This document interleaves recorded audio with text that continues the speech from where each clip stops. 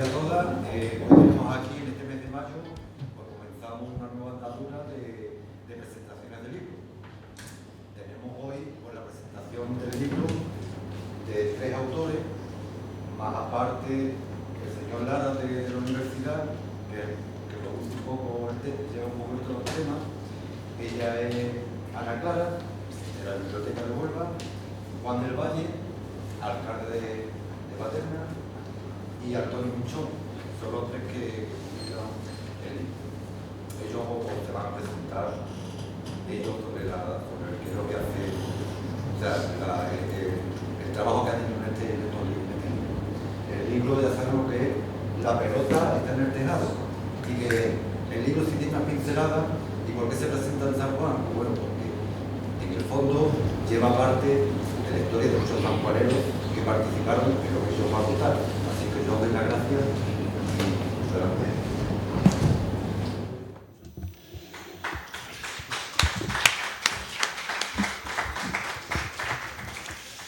Buenas tardes. Me han invitado los autores a que diga unas palabras de bienvenida y de presentación a este acto, y yo con mucho gusto lo hago. En primer lugar porque conozco a los autores desde hace ya algún tiempo, sobre todo a Ana Clara, que es bibliotecaria en la Diputación Provincial de Huelva, y para todos aquellos que amamos los libros, esa biblioteca, que es la única biblioteca especializada en temas y autores de Huelva, es un punto de referencia ineludible. Allí encontramos las joyas bibliográficas que estamos buscando muchas veces. Es un placer porque hablar de libros es hablar de la patria. Hay muchas personas que dicen que la verdadera patria son los libros. Yo así lo creo. Sobre todo cuando se trata de, no de presentar, sino de introducir la presentación de un libro que yo pienso que es uno de los libros que estéticamente pues, más hermosos son o es de todo lo que se ha publicado en los últimos tiempos. Yo creo que así lo reconocerá cualquiera que lo tenga entre las manos, porque es una edición cuidada, que para aquellos que disfrutamos y sufrimos con los libros, encontrar un libro de una factura como la de este libro es un motivo de disfrute absoluto. Un libro con un título que necesita una explicación, y ellos lo explicarán más tarde, porque se llama La pelota está en el tejado. Si tenemos en cuenta que es un libro sobre la coronación de la Virgen del Rocío en 1919, que lleva un facsímil del boletín oficial del arzobispado, que tiene sobre todo los listados de todos los individuos, de los cientos de individuos de esta provincia que en 1919 y años anteriores pues donaron piezas o piezas de joyas o dinero o cualquier otro bien mueble para la construcción de la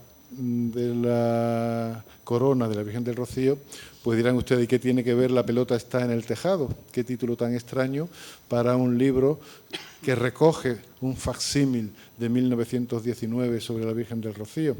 Yo no les voy a descubrir el secreto, porque ellos serán los que lo hagan, pero tiene su sentido. Tiene su sentido y es bonito porque es una frase que se ha recogido de entonces, de principios del siglo XX. Como digo, yo creo que lo principal de este libro no solo es que esté pues, hermosamente editado, sino que es una radiografía, por así decirlo, de la sociedad onubense de principios de siglo. Si uno quiere buscar los apellidos que poblaron los pueblos de la tierra llana, sobre todo de la provincia de Huelva, pero también pueblos de otras comarcas, y pueblos también de Cádiz o pueblos de Sevilla, pues prácticamente todos los apellidos están aquí. Aquí están, y supongo que siguen hoy en los distintos pueblos, pues esos apellidos que unidos forman la trama social que da textura a la provincia de Huelva. Además, no es una radiografía solo de los cientos y cientos de apellidos que formaron entonces la provincia de Huelva, sino también es una radiografía de las distintas clases sociales que la formaban.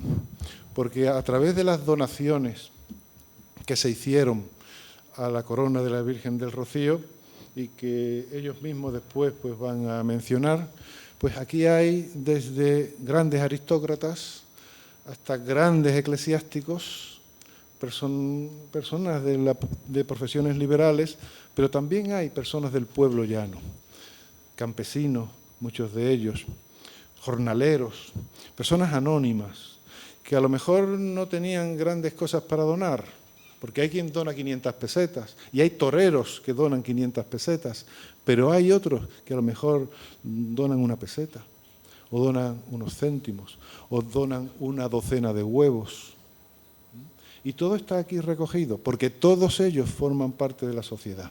Por tanto, a mí como historiador, aparte de que, como digo, es un libro bonito, está lleno de fotografías, y como facsímil, pues uno tiene el disfrute de ver reproducido en su integridad un libro de 1919, aparte de ello, como historiador, el goce intelectual es de encontrar esa sociedad que, como digo, leo al azar, doña Luna Ortiz Hernández dona 0,10 pesetas.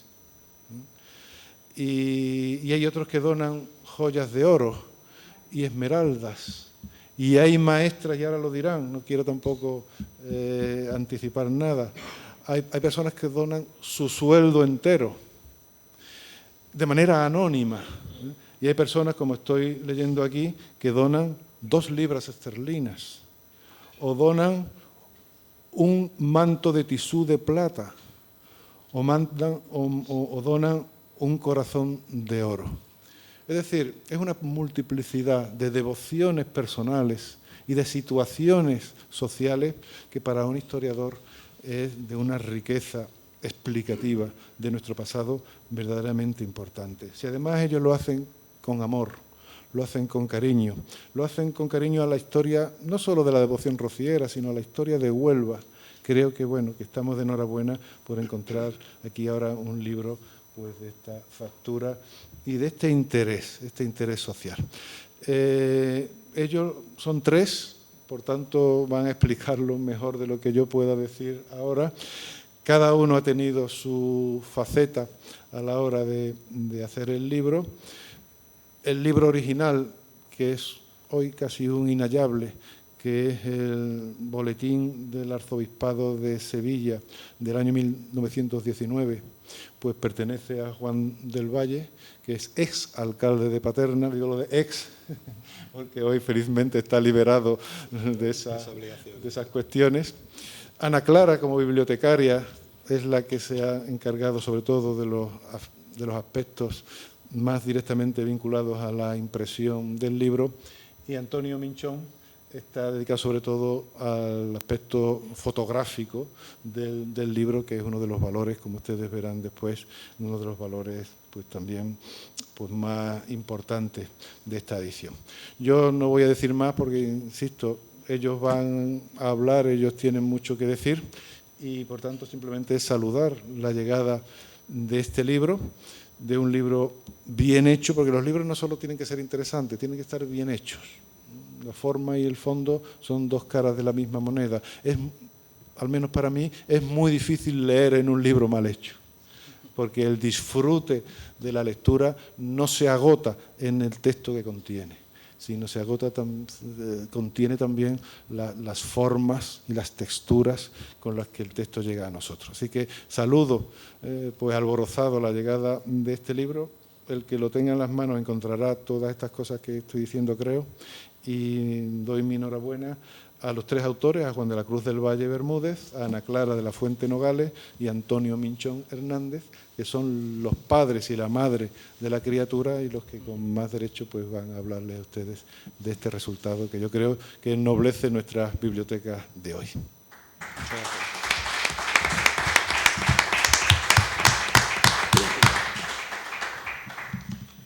Muchísimas gracias al profesor Lara.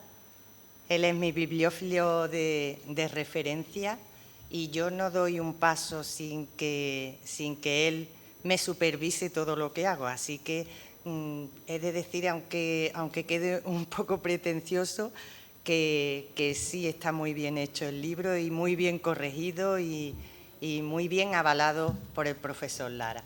Así que él tiene muchísimo de él en este libro. Ante todo, muy buenas tardes.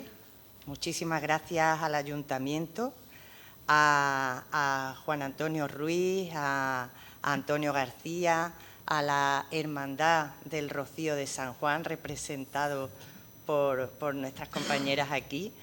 Y muchísimas gracias por promover la cultura en San Juan como San Juan se merece, con iniciativas culturales como estas, porque en los tiempos que corren yo creo que la cultura es la cara amable hoy día de la sociedad.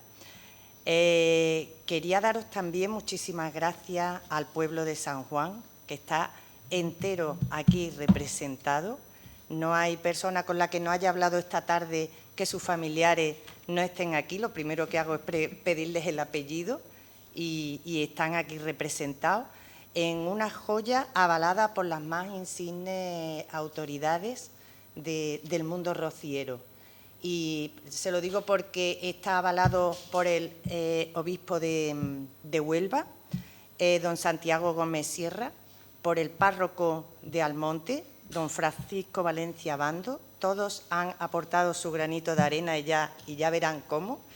Y por los presidentes de la Hermandad Matriz, Santiago Padilla, y el presidente de la Hermandad de Huelva, Juan Carlos Rubio. Todos ellos quisieron participar en este libro cuando lo conocieron. También se han hecho eco de este libro todos, absolutamente todos los medios de comunicación, los informativos de la 1, de Canal Sur, los informativos de Huelva, la radio, la prensa, la televisión. Entonces, estamos muy contentos por la acogida que ha tenido este libro. Así que, dicho esto, lo primero que quiero decir, apelando un poco a mi capacidad de síntesis, es explicaros el título del libro. El título es La pelota está en el tejado y el subtítulo explica un poco el contenido del libro, de las donaciones de sus devotos a Nuestra Señora del Rocío,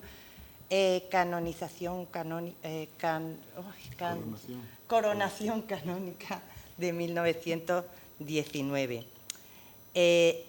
A finales del siglo XIX y principios del XX hubo una eclosión de coronaciones canónicas en toda España y en Iberoamérica. Fue entonces cuando se coronó a la Virgen del Pilar, a la de Fátima, a la de Montserrat, a la de Covadonga, a la Virgen de las Angustias de Granada. Aquí en Huelva se intentó coronar a la Virgen de la Rábida por el 4º centenario del descubrimiento de América, aunque no se consiguió. Y el canónigo Juan Francisco Muñoz y Pavón, haciendo gala de su posición social, quiso coronar canónicamente a la Virgen del Rocío. Y para ello, viendo que se estaban coronando a todas las vírgenes menos a la Virgen del Rocío, escribió un artículo en el periódico de la época, que era el Correo de Andalucía, algo indignado, diciendo que por qué se estaban coronando a todas las vírgenes y no a la Virgen del Rocío. Muy escuetamente os digo un poco lo que expresó en un artículo que titulaba y finalizaba con la frase «La pelota está en el tejado». La imagen de Nuestra Señora del Rocío Virgen, la más popular de toda esta Andalucía Baja, no está canónicamente coronada y lo debiera estar. El Rocío debería ser declarado monumento nacional para que los venideros lo heredasen tal y como nosotros lo hemos recibido. La pelota está en el tejado. La Santísima Virgen se encargará de decir si es cosa de ella o de mí, pecador. Con lo cual, los historiadores que tratan esta época de la coronación de la Virgen del Rocío, esta frase es muy famosa y por eso ahora ya vosotros también la conocéis. ¿De qué trata el libro? Pues verán ustedes, como bien ha dicho el profesor Lara, yo trabajo en una biblioteca y Juan y también Antonio, asiduos de la biblioteca porque los dos son amantes de la cultura a más no poder. Entonces, y además de la cultura de Huelva y provincia. Entonces, un día vino a la biblioteca con este libro y me dijo: Ana Clara, me he leído este libro, esto es un boletín del Arzobispado de Sevilla. En estos boletines, que el Arzobispado de Sevilla incluía Sevilla, Cádiz y Huelva, venía todo lo que hacía el Arzobispado mensualmente. Se nombraba a un párroco, o se hacía una iglesia, o cualquier cosa religiosa. Aquí está, eso no se lo lee nadie, absolutamente nadie, porque es un boletín. Bueno, nadie excepto Juan del Valle, que se leyó 25 boletines, que ya os diré cómo llegaron a sus manos, y entre esos boletines estaba un pedacito muy pequeño que trataba de la coronación de la Virgen del Rocío y de las donaciones que se hicieron por pueblo de todas las familias, y todo eso se reflejó en ese boletín para que quedara una constancia de esa familia donantes, con lo cual realmente es fascinante, ¿no? Porque para hacerle una corona de oro a la Virgen del Rocío, don Juan Francisco Muñoz y Pavón recolectó dinero entre todas las familias de los pueblos de Huelva y lo difundió en un boletín, y ahí esto no ha podido salir a la luz hasta que no han pasado 100 años por el tema de la protección de datos. Actualmente, en 2019, Santiago Padilla y todas las hermandades de Huelva también hicieron lo mismo. Le han hecho una corona de oro a la Virgen del Rocío y han recaudado dinero entre sus feligreses, entre sus devotos, mejor dicho. Y estos listados que se han producido no van a salir hasta dentro de 100 años, porque no pueden salir los nombres y apellidos especificados en ningún sitio. Hoy día hace ya 104 años de estos listados. Entonces, es una verdadera joya porque la gente, las personas de los pueblos pueden conocer quién ha donado de sus familias y quién no, y nadie lo sabía. Así que el libro en sí es una verdadera joya. Hay varias partes en el libro. La primera son materias de interés en torno a la devoción de la Virgen del Rocío, y de esas materias de interés se encargan los presidentes de las dos hermandades, de Santiago Padilla y de Juan Carlos Rubio. Los dos han escrito unas palabras preciosas en este libro, introduciéndonos un poco en la historia de aquella época.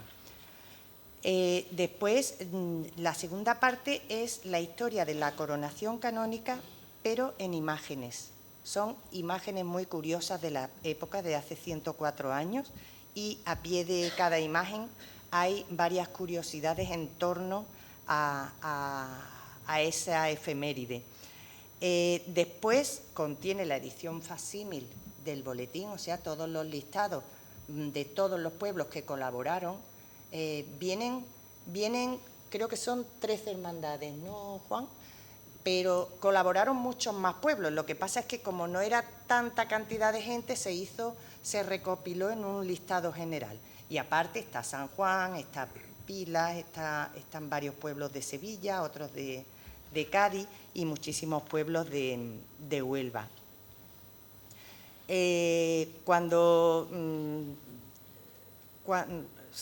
Ha ocurrido muchas veces que las personas, cuando leen este libro y ven a sus familiares aquí, han visto joyas que echaban de menos en sus antepasados y no sabían que esas joyas habían acabado en la corona de la Virgen del Rocío. se nos han dado casos que ha venido y dice, echaba de menos esta pulsera en mi familia y que ves que se lo he preguntado a mi abuela y nadie sabía dónde estaba la pulsera y la han visto aquí en el libro, que la donaron, porque en aquella época mucho dinero no había, pero joyas sí había porque se iban heredando de familia en familia. Como curiosidades, decirle que esto es una primera edición autorizada por el obispo de Huelva. Como yo en la biblioteca tengo acceso a muchos libros y muy antiguos, me di cuenta que había libros que tenían un nihilostat. Nihilostat significa cuando el obispado da su consentimiento para que ese libro de carácter religioso se pueda publicar. No digamos que es una censura, pero sí es un libro que deben de leer en el obispado y ver que está todo correcto y entonces te dan tu consentimiento. Esto se hacía hace 100 años, pero a nosotros nos hacía mucha ilusión que el obispo de Huelva nos diera también su consentimiento, leyó el libro de arriba abajo y nos dio su nihilostat, que significa ningún obstáculo. Es una primera edición numerada para que cada persona que tenga este libro pueda tener su ejemplar exclusivo. Y qué más decirle que el párroco de Almonte también quiso colaborar, hacer su pequeña colaboración, y hizo una carta en la que daba su bendición a todas aquellas personas que leyeran este libro y dio su bendición en nombre de la Virgen del Rocío. Así que también él quiso colaborar en la carta.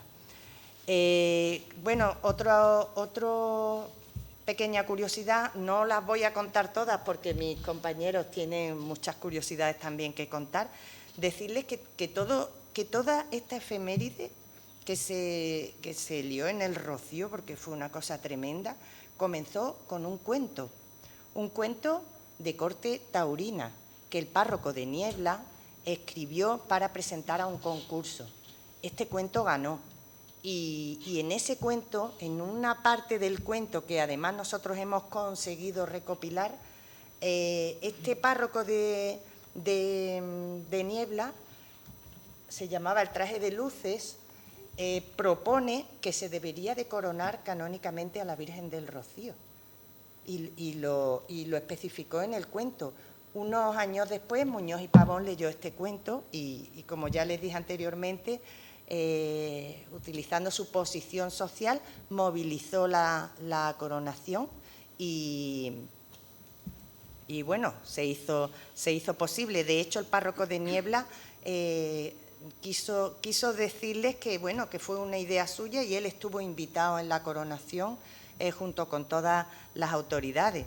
Decirles también que se hizo un festival taurino para sacar dinero para la corona, donde Joselito el Gallo se cortó 2 orejas, Posada 1 oreja y también toreó Sánchez Mejía. Manuel Siurot fue una pieza clave también en la coronación de la Virgen del Rocío. Estuvo en la directiva que llevó a cabo toda esta efeméride. Él, para colaborar, escribió un libro que se llamaba La Romería del Rocío y lo puso a 1 peseta. Todo ese dinero iría también destinado a la corona de la Virgen del Rocío. Como curiosidad, se sacaron 3.000 ejemplares y solo se recaudaron 510 pesetas, con lo cual no se vendieron muchos ejemplares de este libro, que hoy en día, desde luego, será una joya el que tenga este libro. La corona costó 100.000 pesetas, que hoy en día serían $500.000 de euros. Y como curiosidad también les contaré que cuenta con 240 brillantes, 14 esmeraldas, 38 rubíes, 3 topacios, 3 zafiros, 5 perlas grandes y gran cantidad de diamantes y piedras pequeñas. Otra curiosidad, y ya no digo más, es que además se lo he estado contando a vuestro compañero, las ráfagas de la Virgen del Rocío, que las puso Ana Valladolid, que era su camarista, las puso del revés. No se dio cuenta y las puso del revés. De hecho, aquí está la foto en la que aparecen las ráfagas del revés. Pero nadie se dio cuenta.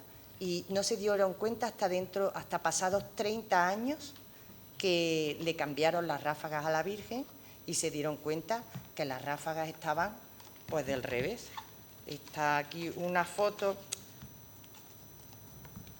Esta última media luna no es media luna, es un cuarto de luna, digamos. Esta debería estar aquí para salvar el pedestal de la Virgen. Y esta de aquí debería de estar aquí para salvar la otra parte del pedestal de la Virgen. De hecho, sabéis que actualmente las ráfagas de la Virgen del Rocío llegan mucho más abajo, no llegan hasta la mitad de la corona.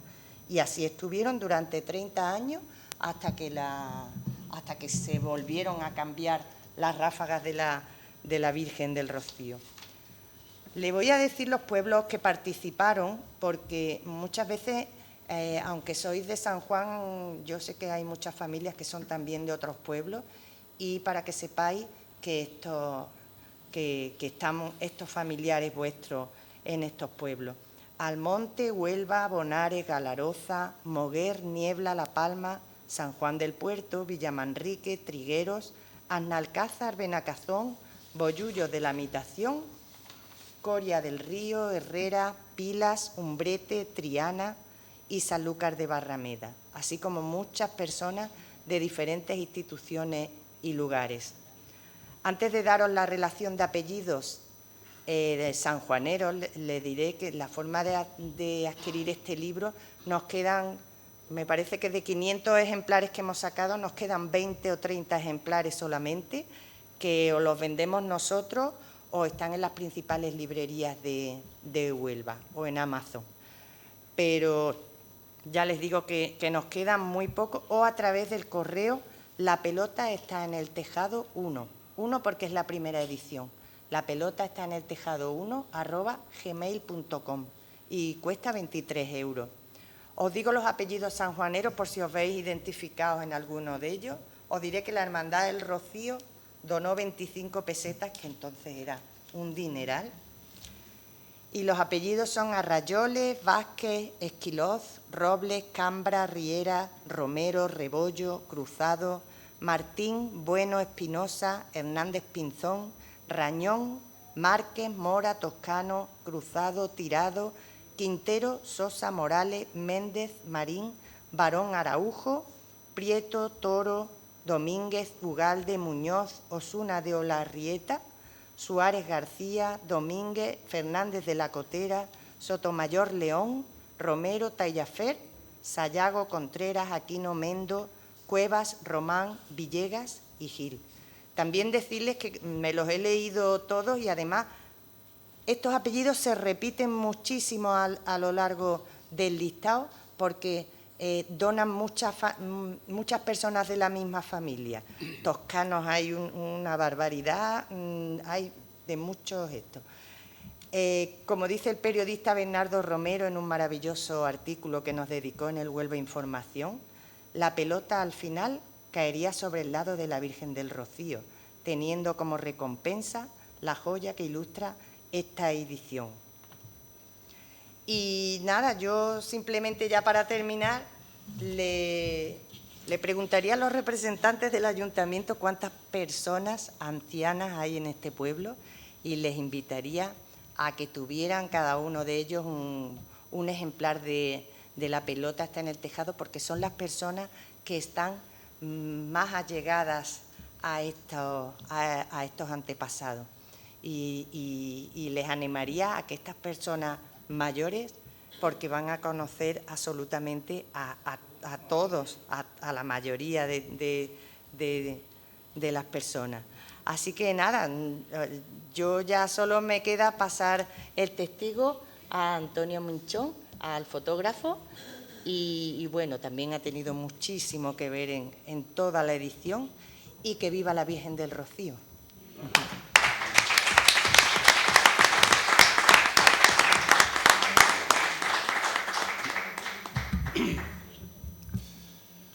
Bueno, muchísimas gracias a todos por pasar una tarde calurosa, como ya es de primavera, con nosotros en la presentación de este magnífico libro. Gracias al profesor Lara, como siempre, por la glosa con la que de alguna manera nos expone.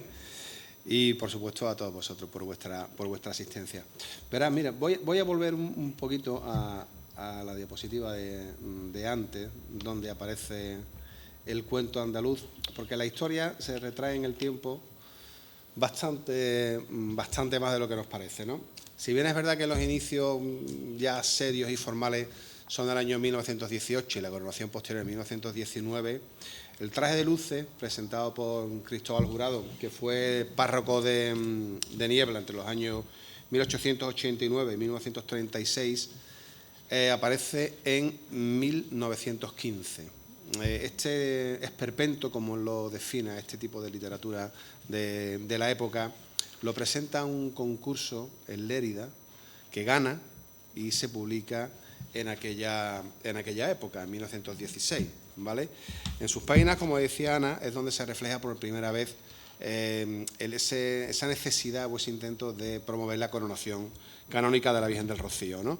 La historia trata de un torerillo y en un momento dado, después de distintas penurias de este pobre chico, ¿no?, dice el texto: la divina señora encargó por último al torerillo que fuese a decir de su parte al señor arzobispo de Sevilla que quería que fuese coronada canónicamente su imagen del Rocío, en recuerdo de su asunción gloriosa a los cielos, ¿no?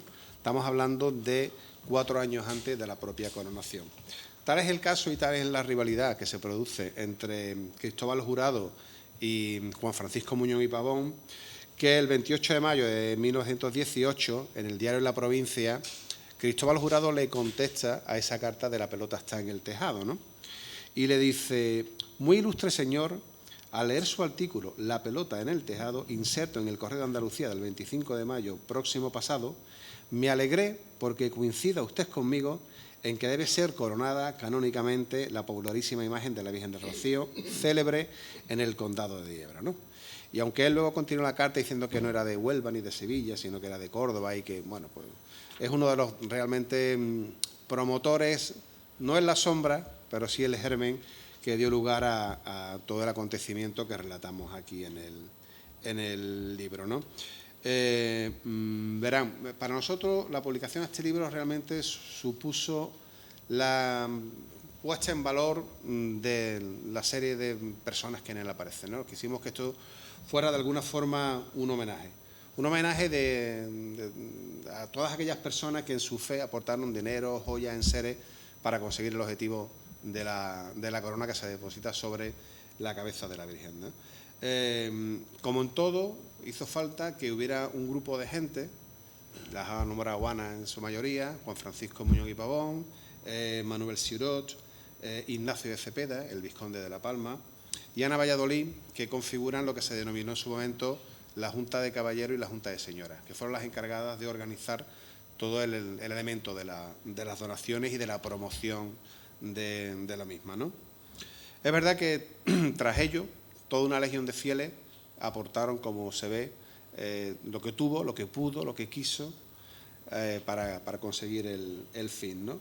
Y como bien decía el profesor Lara en su presentación, es un fiel reflejo de la época. Se destaca por un lado lo que era la nobleza, y aparecen personajes importantes de la época, como son los infantes don Carlos y doña Luisa, los duques de Montpensier, la condesa de Lebrija, el conde de Colomí, los duques de Tarifa, la condesa de París.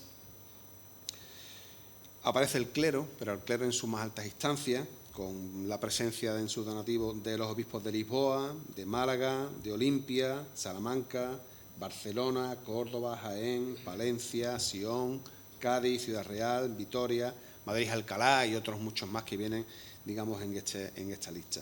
Pero dentro del clero también estaban las clases bajas, los párrocos, digamos, de todas las localidades, donde en cada una de ellas se verán las aportaciones. De hecho, aquí en San Juan hemos puesto ante la diapositiva y aparece la del párroco de aquí, ¿no?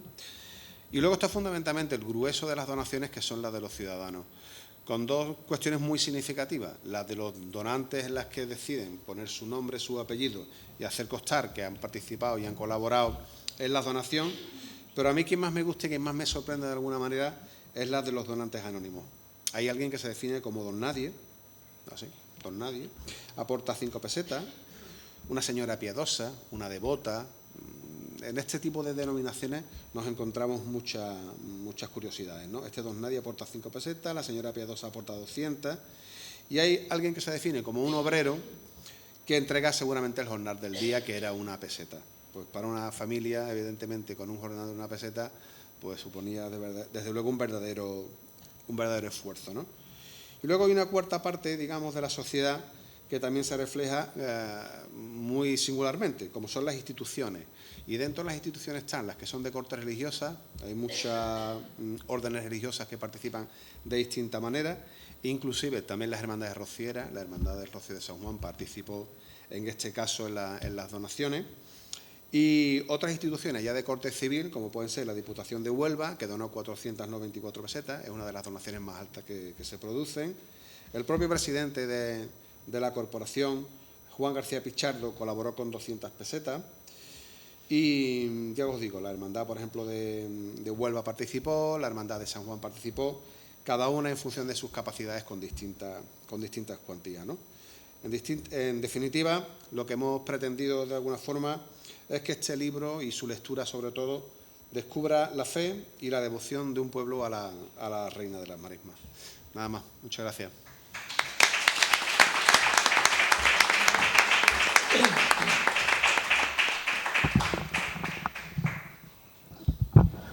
Buenas tardes.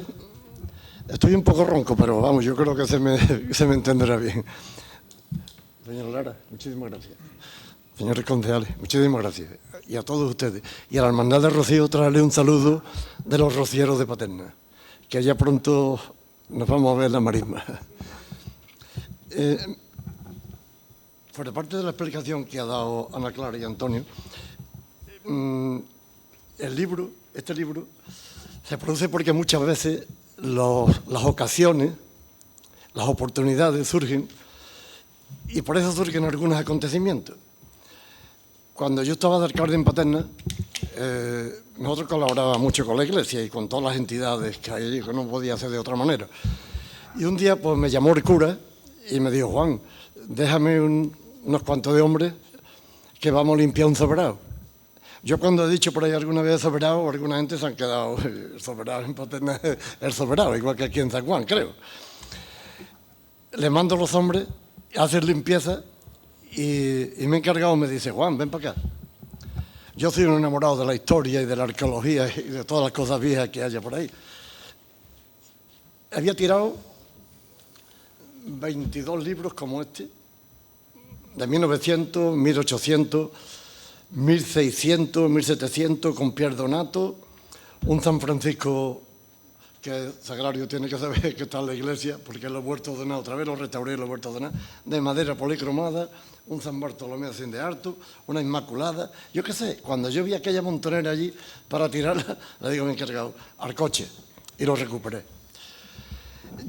Como dice Ana Clara, yo me he leído casi los 25 boletines. Estos boletines llegan a Paterna porque en 1780 Paterna era cabeza de vicaría. Nosotros englobábamos hasta Niebla, todos los pueblos estos eran cabezas de vicaría de Paterna, y este libro pues llegaba periódicamente a Paterna. Y se quedaron arrinconados en ese soberano, afortunadamente, que no lo tiraron, y cuando una de las noches, que creo que me llevé hasta las 3 de la mañana leyéndolo, aparece el episodio de la coronación de la Virgen de Rocío, y a medida que voy leyendo me voy quedando de piedra. Descubro que 20 y tantas mujeres de Bonares han puesto 0,25 pesetas. Ahora, cuando entremos en este capítulo, hay que trasladarse 104 años atrás, donde una peseta era lo que ganaba un trabajador en el campo en 8 horas. O sea, y estas mujeres que no tenían ni pensión, ni ayuda de ningún tipo, seguramente lo cizaron de la compra o se lo quitaron al marido y pusieron 25 céntimos de su dinero. El tema te llega a emocionar. Y cuando sigues leyendo y te encuentras que una maestra de escuela pone 44 pesetas, que era lo que había ganado en un mes, y lo pone entero para la compra de la corona. Y cuando encuentras que un hombre de Bilbao, de hace 104 años, donde para llamar por teléfono había que marcar un numerito, hablar con la operadora y formar follón, ponen 200 pesetas.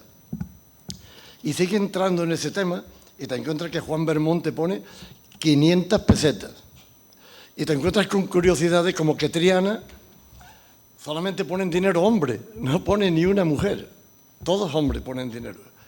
Y joya, la que no está en los escritos. Fuera parte de las hermandades, que no había muchas hermandades, pero sí existe en un listado general gente de los pueblos que ponen dinero. Por ejemplo, nos encontramos, porque además este libro tiene ciertas introducciones históricas. Habla de cuánto ganaba un párroco, de cuánto aportaban los niños de un colegio, y también nos encontramos con que de Paterna, gente de dinero aportan monedas de oro de dólares. Hace 100 y pico años tenían monedas de dólares, de oro de dólares, y la aporta para la corona. Y un viudo, que no era de Paterna, pero se casa en Paterna, y a través de este libro lo he localizado, donde está enterrado en el cementerio de Paterna, no tiene lápida, se queda viudo y pone todas las joyas de la mujer. Pero no joyas cualquier cosa, rubíes, esmeraldas, cadenas de oro, un dineral. Lo entrega todo para la corona de la Virgen de Rocío. Y una devota de Paterna, que no pone nombre, que es lo que había dicho Antonio, por lo tanto, en muchas donaciones de estas, vanidad cero. Cuando yo leo todas esas donaciones, muchísimas donaciones, de gente de todos nuestros pueblos, de Galaroza, que no tenían hermandad, pero hacen una aportación importante, yo lo que pienso de que esta corona no es una corona de dinero ni de joyas, que es una corona de corazones y de amor de la gente a la Virgen de Rocío. Por eso cuando yo llego, yo no sé si llegué con este libro o llegué con un panfleto que yo había hecho de la coronación, porque lo primero que pensamos, que todas estas personas que estaban anónimas merecían salir a la luz, merecían que su recuerdo saliera a la luz. Y entonces por eso pensamos de hacer un libro de cierta envergadura, en honor a ellos, en honor a la corona y en honor a lo que representa la Virgen de Rocío. Nos costó trabajo, nos hemos llevado con el libro un montón de tiempo, porque desgraciadamente hay gente que también te ponen zancadillas, pero eso no merece la pena siquiera decir los problemas que nos hemos encontrado. Nos hemos encontrado con muchas facilidades del obispado, del cura de Almonte, del presidente de la Hermandad Matriz de Almonte, de Huelva, donde lo hemos presentado en Chucena, en Niebla, en un montón de sitios, a través del señor Lara en la universidad, y estamos totalmente contentos por lo que estamos consiguiendo. Estamos consiguiendo sacar del anonimato a esas personas que llevaban 100 años sin que nadie supiera de ellos ni lo que habían hecho. Y no porque ellos lo hubieran dado ese dinero para ponerse una medalla, no. Nosotros lo sacamos por el reconocimiento a que gracias a ellos hoy podemos admirar esa joya, esa maravillosa joya en la cabeza de la Santísima Virgen de Rocío.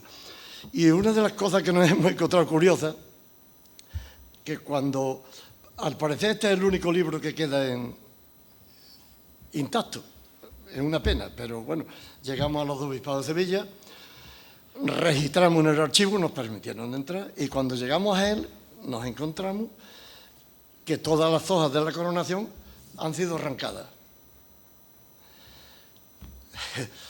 Es curioso llegar a un sitio, a la biblioteca de San Juan, por ejemplo, y decir, déjame este libro, y cuando tengo el libro en las manos, tomo la nota de alguien de San Juan y arranco la hoja y me la llevo para mi casa para que no la vuelva a saber nadie. Pues ha pasado con este libro. No sé si en Huelva habrá otro ejemplar como este.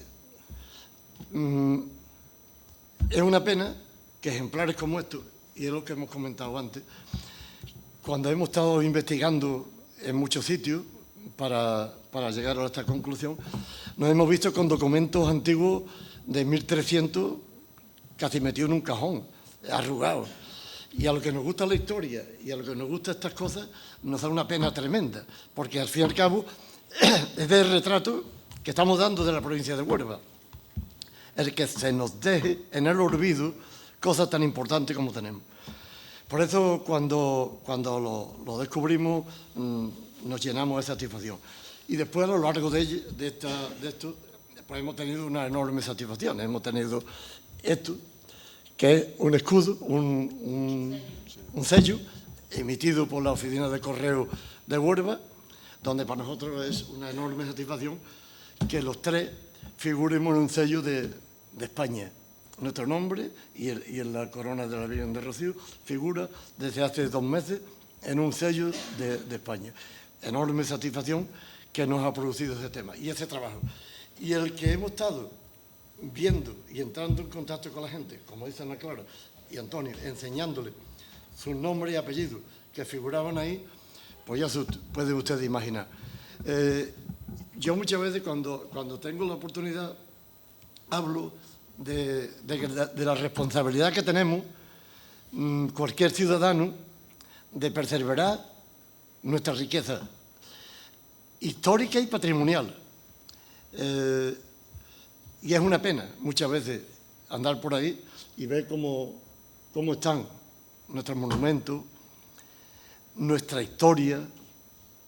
Y eso yo lo animo a mucha gente. Es responsabilidad de los que estén gobernando, indudablemente, pero también nuestra. Porque yo también podía decir, este libro habérmelo guardado en mi casa. Está guardado ahí y pedí por él en una subasta lo que me diera la gana.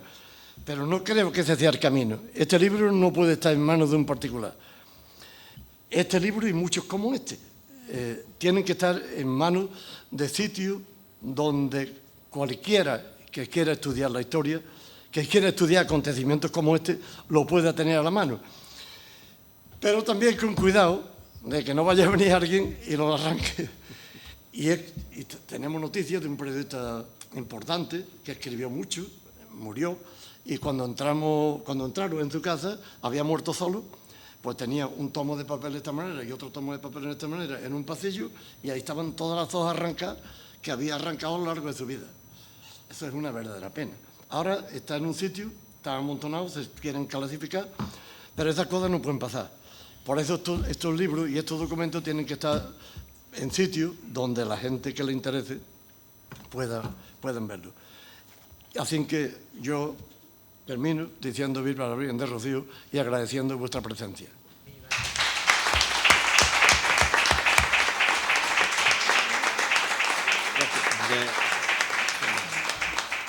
De alguna manera lo que pretendíamos es, como estaba comentando Juan, la difusión, el conocimiento, trasladarle, digamos, a la opinión pública lo que es, de alguna forma, la historia, ¿no? La historia de Huelva, en este caso concentrada en la coronación de la Virgen del Rocío. Y de hecho se han hecho eco los medios, como comentaba Ana en su momento, como veis ahí en la diapositiva.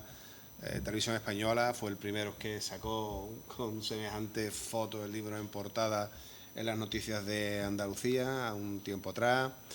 En Condavisión nos hicieron una entrevista también que fue, la verdad, que bastante extensa para el tiempo que suelen disponer este tipo de problemas, y que, como sabéis, este tipo de cadenas pues también la repite en esa semana hasta el siguiente programa en distintos sitios, la pasa Teleonuba, etcétera, etcétera. En la SER, hemos estado en la SER presentando también el libro en el programa de Rafa López, al que acudimos encantados. ¿Te acuerdas el nombre? Rafa Pérez. Rafa Pérez.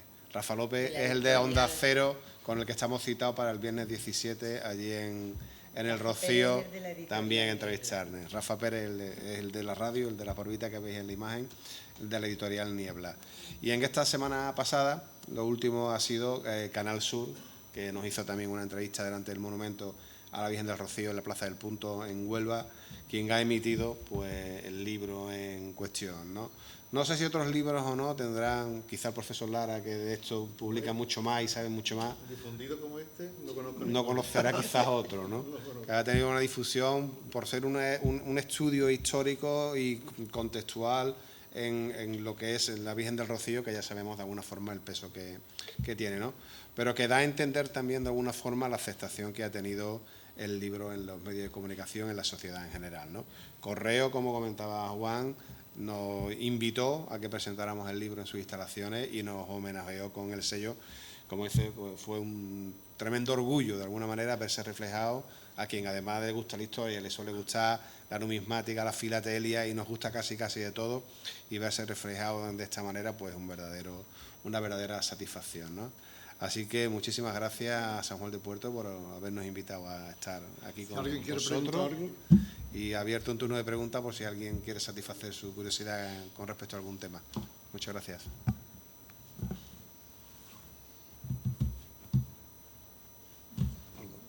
Nos hemos explicado muy bien. Si no me explico muy bien, o no te lo enteramos. ¿Estáis pensando hacer segunda edición ya o no?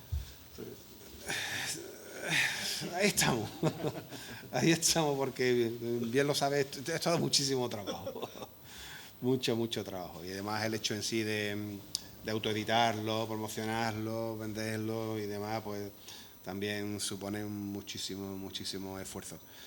Pero más que una segunda edición tenemos ya hasta en mente una segunda historia vinculada al propio acto de la coronación, con otros personajes que participaron en su momento y que se han quedado un poquito en la sombra, y bueno, Pero ahí lo tenemos. Ya las cosas que yo antes decía, que esto llevaba 4 años parado desde cuando hizo los 100 años que se podía haber publicado. Y antes incluso, sí. Lo que pasa que, por ejemplo, San Juan tiene el listado, señores, supongo que San Juan tendrá el listado de las donaciones de entonces de San Juan. Supongo. O sea, La Palma también tiene el suyo, Lo pero... suele tener la Hermandad del Rocío. La Palma Claro. tiene el listado Pero en un conjunto, porque son ellos los que informaban al Correo de Andalucía o claro, al obispado. pero en un conjunto, Sí, pero me está comentando que se perdió mucho archivo cuando las inundaciones se perdieron. ajá, po, claro. En un conjunto, solamente, de momento sabemos que existe este libro, en un conjunto. Independientemente de La Palma, pues tiene su listado, allí metido en un cajón, en otro sitio también lo tendrán, o se ha perdido, como puede haber pasado en San Juan. Claro. Claro. Y Ese es el boletín oficial, Claro. se recogió también en el correo. Claro. Ya te digo, y que esté aquí es una suerte, porque lo mismo hubieran podido limpiar el soberano antes o haber avisado a otro y lo hubieran tirado, como se han tirado muchas cosas. Y entonces, por eso decía que la cuestión es muchas veces de oportunidades o de ocasión en cómo salga. Porque si nosotros yo no hubiera conseguido este libro en esas circunstancias, pues no nos hubiéramos enterado de todo el tema. Cuando y no nosotros hubiéramos. se lo planteamos a Santiago Padilla, Claro. él quiso colaborar en el libro, además como hermandad también se quedó con varios ejemplares y nos dijo, ¿cómo no se nos ha ocurrido a nosotros en el centenario hacer este libro? Además Santiago Padilla escribe muchísimo y se lo dije yo, digo, pues mira, muy fácil, porque seguramente a alguien se le habrá ocurrido, ha ido al Arzobispado de Sevilla por este listado y se ha encontrado que no tiene las páginas. Que está arrancado. Esto es porque ha llegado a una colección particular. Claro. Este libro no lo tiene en particular, este libro solo lo tienen las cabezas de vicaría de las iglesias, determinadas iglesias de la provincia. Claro, en aquellos tiempos, que todavía Exacto, los tienen los curas. Este cura quiso tirarlo, en este caso afortunadamente, porque si no, no... Y él se los leyó, que tampoco es habitual que los boletines se los lea absolutamente nadie. No, porque yo me eso leo todo lo que cae en mis manos. es lo primero que se expurga en una biblioteca muchas veces, los boletines de la Cámara de Comercio, de esto, y él se lo leyó, pero este es el único libro original que existe actualmente en la... No, después hay que tener también en cuenta una cosa. Estamos hablando 1919. Hemos pasado por una guerra del 36. Hemos pasado por un montón de revoluciones en aquellos momentos. Entonces, ¿sabe Dios? Se han quemado. Claro, porque ya te digo que Paterna era cabeza de vicaría que englobaba 10 pueblos: Paterna, Cacena, Manzanilla, Chucena, Hinojo, yo no sé, llegaría, me parece, mi Castaniebla nada más, porque nosotros pertenecíamos al arzobispado de Sevilla hasta 1950. Entonces, por eso esto no iba a todas las iglesias, esto iba a las cabezas de vicaría. Aquí viene lo que ganaba un cura en aquellos momentos, una peseta y algo. Aquí viene lo que aportaban el día de la prensa. Aquí viene toda esa historia periódicamente, porque ya te digo que como tengo 25, ¿sabes? 1800, 1700, todo ese tema. Hasta que ya alguien deja de darle interés al libro, lo arrincona, y bueno, como pues habrán tirado en las cabezas de vicaría. Tampoco había muchas cabezas de vicaría en la provincia de Huelva. A lo mejor estaba Paterna, a lo mejor estaba, ¿qué te voy a decir?, Gibraleón, o estaba esto, había 4, y había 4 tomos de esto.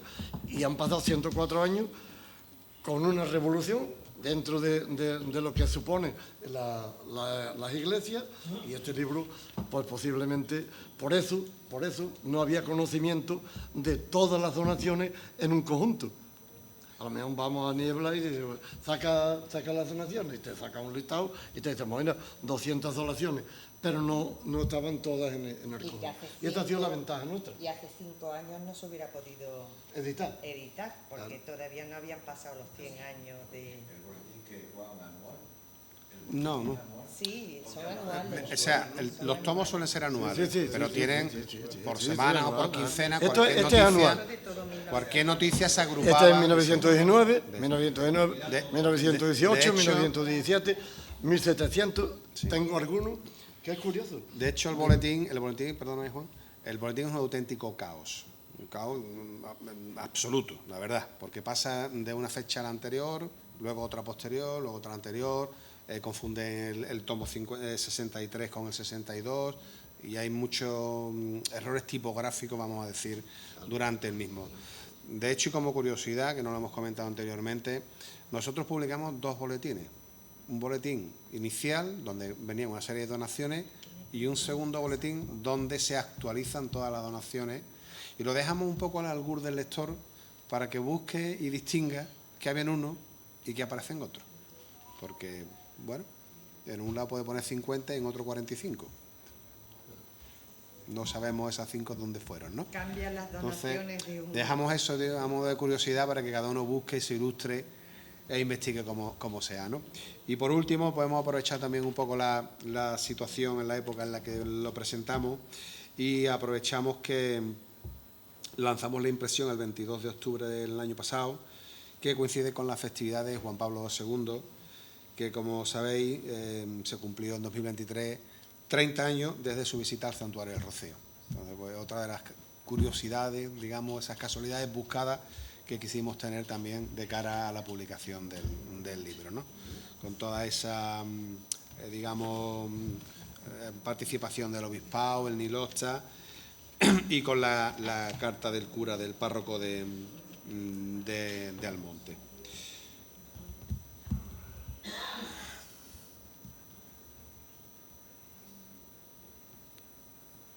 Bueno, pues damos por finalizado. Muchas gracias Muchísimas a gracias todos por vuestra atención. vuestra presencia.